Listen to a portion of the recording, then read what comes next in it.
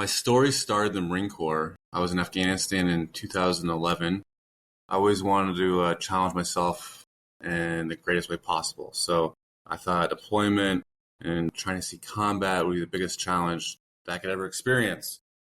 I deployed with infantry to Afghanistan, but I never actually saw combat, but I was in a combat zone. And my views of where I was at and what the war was about started changing. I realized that it wasn't everything that we were told politically by the politicians about what was going on there. So this started the process of really changing my life and moving into a different direction. So after this, I went to Peru to try ayahuasca. I was lost and looking for any way to find relief for my symptoms. I was experiencing PTSD and anxiety. This was around 2014, so a few years after I went to Afghanistan, I was on the search for myself. And I found myself in the Amazon jungle, which is probably one of the best adventures, greatest adventures of a lifetime. Well, I never experienced a jungle before this. So when I flew into the city of Iquitos, the biggest city in the world that could only be reached by plane or boat, not by road. It felt very Indiana Jones-esque landing at Iquitos. When I was landing, I remember seeing the jungle around it. All I could see was the jungle in green forever, basically, in all directions. We land in the city and the fans are going, and we took a moto car to our hotel, and then we went deep into the jungle to our ayahuasca retreat. 4 days in the jungle before we ever did ayahuasca. For those people that don't know who ayahuasca is, it's an indigenous medicine that's used in the jungle for healing. And the Western term is psychedelic, but for them it's an ethnogen or a healing plant. And they're connected with spirits with these plants. But I had no idea what this was yet. So for me, I was looking for direction in my life. Where do I go after this? Trying to find who I was, trying to relieve my PTSD symptoms. And I found myself in the deep jungle in the Amazon. So it's almost like a storybook in a way. We're so deep out there that there's no lights at all. So you can see the Milky Way across the whole sky, these beautiful stars, and every single star. And it was this really overwhelming sense of just awe and wonder, just being in the jungle itself. And the kind of person I was, I really prepared a lot for this experience. So part of ayahuasca is you do a diet, or call it dieta, to prepare for it. So there's no meat, no salt, no caffeine, no coffee, things like that. Meditating every day. And when I first arrived there, we had our first ceremony. So the sun goes down, you drink ayahuasca. It's a brew. It's not like a seed or a pill. It's a mix it with the chacruna leaf and the ayahuasca vine. They boil it down, they mix it together into a brew, and I drink it. My first night, I don't really know what's happening because it's dark, I can't see anybody, but nothing happened at all. I was really surprised and disappointed because I was expecting this really powerful experience. When the ceremony was done, everyone there had this really powerful experience they talked about. So my friend, he told me he had confirmation in afterlife. This other guy who was addicted to Percocets, he said he was cured. Here I was preparing this whole long time for this experience, and nothing happened. As the story goes on, I started learning that sometimes ayahuasca takes time to work through you. So the second night, they gave me a bigger cup. And there was this one guy there. He was kind of looks like Scandinavian looking. He was like blonde hair, tall. But he also was really into Zen Buddhism. He studied at a monastery. And he came over to me. He's like, "Hey, brother, do you want another dose?" I'm like, "Well, I'm not sure." And he goes, "Have another dose," because he knew nothing happened to me the night before. So I went up and took another dose, and I walked back to my mat. And right before I got there, I'm like, I better go to the bathroom first because I'm not sure what's going to happen. It feels like something's coming on. These places in the Amazon, it's so deep that the Amazon River floods. So basically, the whole place is on stilts, 20 feet in the air. You have a maloka or a temple in the center, and these walkways going to like the place where you eat and all the rooms. So everything's on these stilts. Go to the bathroom. I'm on this walkway, and all of a sudden it feels like I'm on this old sailing ship, and everything just starts swaying. And nothing's swaying in reality, but I feel like this whole walkway and platform swaying. And like I said, it's just the starlight above me. And I go into the latrine, and it's all wood. It's a compost toilet. And I see these colors start going through the wall I've never seen before. I'm like, okay, something's starting to happen here. As I was walking back, I want to look at the stars. And what they say in the space is that you want to generally stay in the maloka, the temple, because that's protected. The shaman's doing the magical work there. But I kind of want to look out in the stars for a second. So I looked over the railing on this walkway that's 20 feet up. And what I saw was this overwhelming sense. The best way I can describe it, and these experiences are hard to describe, it kind of looked like the world of Avatar with those bold colors and everything so vivid. I also saw these lines of energy going through everything, and this overwhelming sense of everything was connected and it was all one. And then I looked at the sky, it was the same thing. I saw these lines of energy going through the sky and lines of energy going through the forest and the floor of the jungle. They all connected in the distance and the horizon. So this was probably my first ever sense of spiritual awe that I've had in my life. I grew up Catholic. I went to many churches. I went to a Catholic boarding school, but I've never had this sense of spiritual awe. I realized here I'm having at this moment. I've read about it. I've read about the saints like Joan of Arc, and I know these experiences happen, but I never had anything like this. I was just overwhelmed looking out at this jungle and just this whole vision of unity in the universe. And it's more of like a feeling than anything else. It's this sense that everything's one and everything's perfect. And the sense that all of my life kind of came together for this moment, and I was here for a reason. Part of ayahuasca was called purging. You'll throw up. And what that is releasing negative energy. But I didn't really know what that meant until it happened. So right at that moment, I'm on that walkway, 20 feet in the air, and I purge over the side, over that walkway. And what I see is this dark liquid come out of my mouth, go down to the earth. And when I saw the earth I saw the earth open up, this huge hole, all this bright green hole. And I saw this liquid go 1,000 miles into the earth, as far as I could see. And once again, I had this feeling that this negative energy was coming out of me, and the earth was accepting it into itself. I stepped back, kind of like, whoa, what was that? And that same guy that was studying Buddhism, he comes up to me. He's like, "You all right, brother?" I'm like, "Yeah, I'm good." I'm just kind of taking all this in. And he's like, "Okay, you want to probably go back inside the Maloka, the temple." I'm like, "All right, And I go in there, and I sit in my mat. It's dark, but there's kind of like starlight coming through. And I see the shaman healing people. He's basically a circular room, a local circular. He's at one end, and all the people are on the edges. I see the energy going around and healing people. It's hard to describe. I can see like streams of energy as he's healing this person, he's healing this person. In the Shipibo tradition, they sing Icaros. It's their healing songs. And I didn't know what these were at the time, but I was just swaying back and forth and just kind of just in this awe and wonderment. I remember thinking to myself, wow, I've never experienced anything like this. I also remember seeing auras for my first time. So at different points in time, I'm sitting on my mat, kind of looking down, swaying, just considering life. In my vision, I see this light come through. I would look up, and there'd be nothing going on. I thought someone was lighting like a cigarette or a mapacho. Mapachos are tobacco. Tobacco is a very spiritual plant where they used to carry the ceremony and to say prayers and stuff like that. I looked up, there's no light, and I look down again. I see this light kind of through the periphery of my vision, and I look up again. There's nothing, and I realized it was the aura of the shaman that I was seeing. And I remember reading a long time ago about auras, that you can't look at them directly, that they're indirectly, you look at them. I'm like, oh, okay, that's an aura I'm seeing. I was so excited about this experience. The next ceremony I had, I go up and take a dose. I keep letting him pour.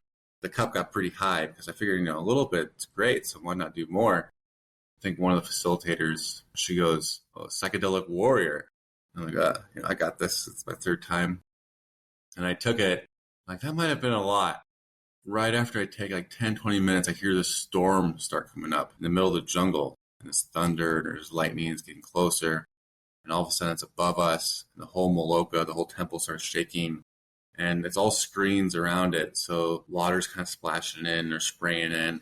It started getting really intense. And I started feeling this ayahuasca come on really strong. I'm like, I might be in trouble here. They say with ayahuasca, it gives you the ceremony you need, not always the ceremony you want. So that first ceremony was very beautiful, and the next ceremony became very challenging very quickly. What happened was I saw these like walls of energy come up all around me. I was looking to the person to my right. I kind of saw him, and this wall of blackness came up. I couldn't see him. And the same thing happened to my left. And it became so intense that I forgot where I was and where I was at. All I could remember is that I was in the jungle on drugs for some reason. I have no idea why. And it really became a fight for my own sanity in a way, just to kind of stay centered Don't freak out. Just absorb this whole experience. Best way I can describe it is like a whole ocean full of like red static electricity that's just shaking. And my consciousness is like this little black pea in that ocean. I was just trying to hold on to that sanity or myself, who I was. It was 4 hours of almost like torture, like with my own sanity. But I came out of it and I realized I went through a very challenging experience. And I realized how important that was and how much I needed that. Because for me, after I left the military, I felt like, am I still strong? Do I still have that? Am I still the man I used to be? And going through that experience allowed me to realize, like, wow, I really went through a really tough experience and I still have that inner strength. It's often those tougher ceremonies that can like really help you out or heal. And I really enjoyed it. I mean, enjoy is not the right word, but it really allowed me to see that who I am and what I'm capable of. So I'm so grateful for that experience. I had one more ceremony, and that was in 2014. And after that, ayahuasca kind of always called to me. I went back to the States for a couple of years, and then I went back again. And I started going back and forth to Peru because I found it very, well, it's hard to describe, I guess, because on the one hand, being in the military, I was in Afghanistan. I was a gunner on an MRAP, big Humvee, basically. And I experienced a whole different lifestyle. So going from that lifestyle and going back to like the normal world of jobs and time clocks and things like that didn't really compute. But somehow that world in the jungle made a lot more sense in certain ways.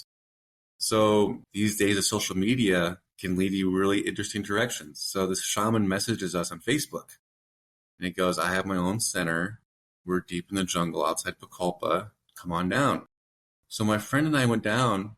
And we're the first gringos to ever do ayahuasca with this like village, this small tribal group. There's a larger tribe, the Shipibo, but this specific group of people, it was one of those unique experiences you could never recreate because so many times when you do ayahuasca, you go to these big retreats or resorts. And that's where I went the first time. But here I am, my friend and I, in the middle of deep, deep jungle, experiencing ayahuasca in the most traditional sense. And it was a big celebration because for them, if they can start tourism coming directly to them instead of through a retreat, that can bring money in for the village and the people there and help people live a better life. So all the girls or a number of girls in the village came out, did a dance for us. Then we did the ceremonies down there. And when you go deep in the jungle like that, things get a little paranormal. The ceremonies become stronger. Because ayahuasca is homeless in the jungle, that's where it's from. So the energy of that's so much stronger. There's no electricity, no running water. We had 3 buckets of water for a shower every day. That's it. And it was really hot. So I wish I had more than 3 buckets of water to shower with. One ceremony, we came in and all the neighboring shamans from neighboring villages came in. And they're all singing their songs. And I realized when so many shamans come in a room, it's not so much about healing people. They kind of start showing off for each other, the kind of magic they do and stuff like that. So it was really neat and interesting. I lived, like I said, very primitively. I had basically nothing. But it was probably the happiest I've ever been in my life because of what I was experiencing. It was so out of the norm, so out of the usual experience that most people have. And wow, how grateful I am to be here, to have this. And so it was that moment. I'm like, well, why do I live down here? Why don't I make this part of my lifestyle? So at different times, I lived in the jungle for a month here, a month there. And eventually, my friend was doing a retreat in what's called the Sacred Valley. It's outside Cusco in Peru. Cusco was the capital of the Incan Empire. For those that aren't familiar, the Incan Empire spread throughout much of South America. It was the largest empire in South America for a very long time. When the Spanish came in, they conquered the Incan Empire, and then Cusco became the capital of the Spanish Empire, one of the highest cities in the world, elevation-wise. But the valley is called the Sacred Valley because it was sacred to the Incans. So this is where I went. There's many kind of expats living down there, people, adventurers, people that doing yoga, different things. People just looking for a different life. I'm like, that sounds interesting to me. So I would love to live a different life and do this. So I decided I wanted to do that. But I wasn't really sure how I was going to do it. I was planning on living there before COVID. But once COVID happened, to myself, I'm like, I just got to get out of here. I want to live somewhere else and live a certain lifestyle. So eventually, once Peru opened up, it was March 1st, 2021, I flew down to Peru. I want to make it work. Around the first time I did ayahuasca a few years ago, I found QEEG brain mapping and neurofeedback. which are both very interesting modalities, but neurofeedback is how you train your brain in brainwaves. And it's often used for healing anxiety and trauma, which I was using for myself. But I started reading these books about it, and I realized you could train spiritual brainwaves. And that there's like spiritual components to this. So meditation, for example, is a brainwave. And pretty much anything's a brainwave, probably including shamanism. I realized that no one's really researched this with brain mapping, QEEG brain mapping, and no one's really combined this with neurofeedback. Like, this would be really cool. So I went to the International Neurofeedback Conference, just a guy with an idea, and I found my mentor there. And he goes, I've been waiting to meet someone like you, I'll train you. So he started training me in this, and he's been training me for 5 years. So I went down to Peru with all this brain mapping equipment. And I started doing brain imaging with people pre and post ceremonies to see what we were seeing, what's there. It became really obvious that these plants have profound effect on people. That when you do a QEEG brain map, there's markers for depression, anxiety, head trauma, ADD, and many different things. So when you take this brain image, we can describe it to people. And generally speaking, in the field, people use it for neurotherapy for treatments, whether it's neurofeedback or different modalities. But I was just at the beginning just comparing pre and post with plant medicines, like ayahuasca, wachuma, to see what's happening. And we were seeing lots of interesting results. And we saw a lot of profound results with head trauma, anxiety, depression, but also interestingly in focus. So we saw results with people with ADD could focus better. Then I published 2 studies on plant medicines in my mentor's journal.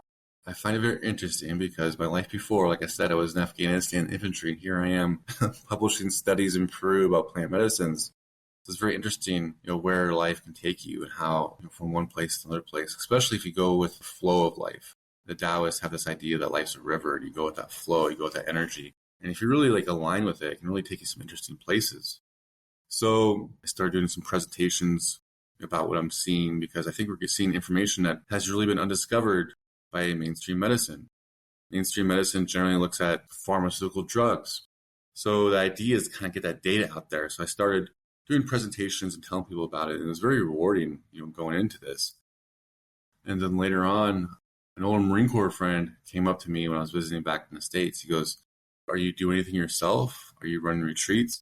And I go, well, no, but I could. And I think I was ready there. But once again, the universe kind of speaks to you. And this Marine Corps friend goes, well, if you do, I'll come down. So we started running our own retreats, myself and the team that's created around this idea of combining brain mapping and neurofeedback. So we started doing pre and post brain mapping with our retreats. And as far as I know, we're the only one in the world, or maybe there's a couple more, but we're the only one that everyone that comes in, we give them a pre and post brain map. So not only do they have this experience in the ceremony, but they can see the changes in their brain. And this kind of journey keeps going. And then we kind of filmed it, and we came with a documentary about it. And now we're still traveling, talking about it. I look back on my life to be a Marine Corps infantry officer. That was my goal. That's what I wanted to do, because I thought there would be no greater honor or no greater challenge than to do that. The failure to accomplish that goal was such a huge burden on me. I felt so much guilt and shame. But then it led me to this different path. And I think it's more rewarding than any other path I could have possibly done. Oftentimes our dark times, those dark nights of the soul, those trials are in a way initiation for the soul. Those sufferings allowed me to grow into the person I'm today.